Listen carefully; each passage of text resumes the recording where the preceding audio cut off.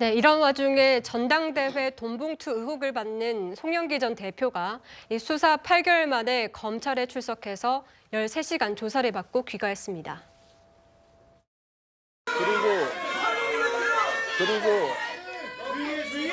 그리고 제가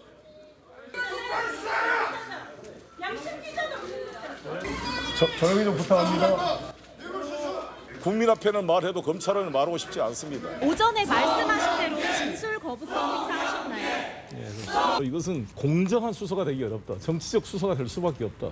당내 내부의 어떤 자율성이 더 보장된 영역인데 이것을 가지고 특수부가 이렇게 수사하는 것은 헌정사상 처음 있는 일입니다. 총선까지 가면서 민주당의 이미지를 뭔가 안 좋게 만들려는 의도가 될 수밖에 없기 때문에 이게 8개월이나 될 사안이냐는 거죠. 예. 네, 이 진술 거부권을 행사했다고 직접 밝혔는데 사실 앞서 이 송 전 대표가 자진 출석하면서 이 신속한 수사를 요구하지 않았었습니까? 그런데 지금 태도가 좀 바뀐 모습이거든요. 왜 그렇다고 보십니까? 아마 이제 2번이나 조사해달라고 갔다가 이번엔 이제 진짜 소환하니까 묵비권으로. 네. 이거는 이제 그 앞뒤가 논리가 안 맞는 이런 거고요. 저는 검찰은 이제 영장 청구는 100%로 봐요. 왜 그러냐면 이제 그 이미 강내구, 박용수, 윤관석, 이정근 네 분이 이제 구속된 상태에서 영장 청구를 안 할 수는 없다. 이렇게 보이고요. 문제는 이제 그 발부 여부인데요.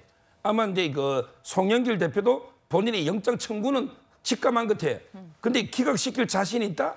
이게 문제인데 아마 저는 이재명 대표하고는 상황이 다르다 봐요.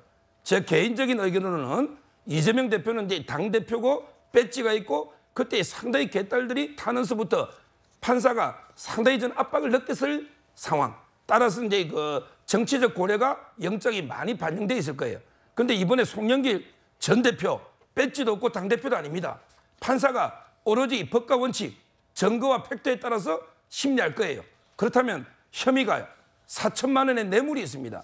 뇌물은 특가법에서 5년 이상의 징역이에요. 그다음에 3억 500 중에 4천 빼고 나머지가 정치자금법이 있고 그다음에 돈봉투 9,400이 있어요. 그리고 먹사연의 컴퓨터 하드디스크를 삭제해라. 이게 증거인멸 교사 아닙니까? 이 모든 걸 봤을 때 저는 영장 발부 가능성도 상당히 높다. 이렇게 평가합니다.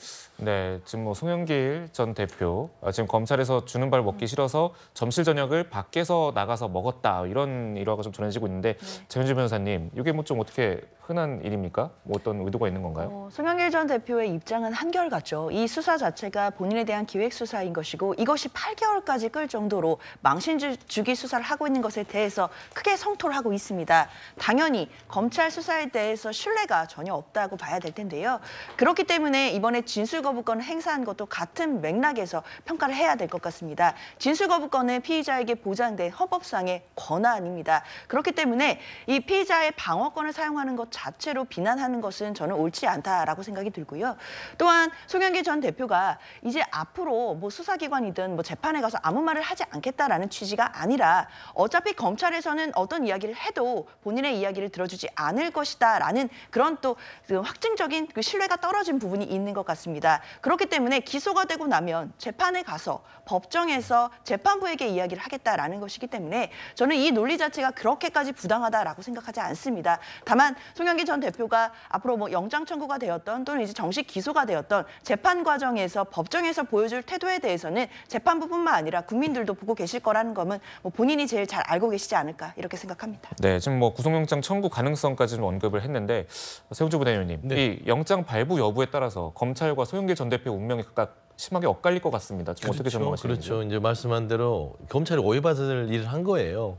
그러니까 이 부분에 있어서 당내 경선에 나온 이제 돈봉투 사건이죠. 네. 국민들이 눈높이는 맞지 않지만 이렇게까지 특수부에서 수사할 만한 건인가 싶고요. 이렇게 질질 끌고 갈 건인가. 벌써 총선 앞두고 12월에 벌써 소환하잖아요. 네. 맞추는 것 같잖아요.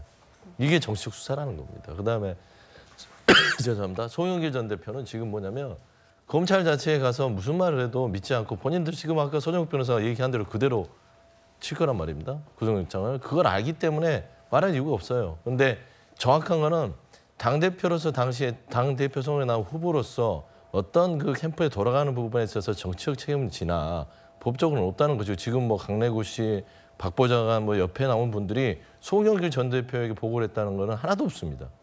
그런 상황이에요. 그렇기 때문에 검찰은 이만큼 끌고 왔기 때문에 구속영장을 청구할 수밖에 없어요, 저는.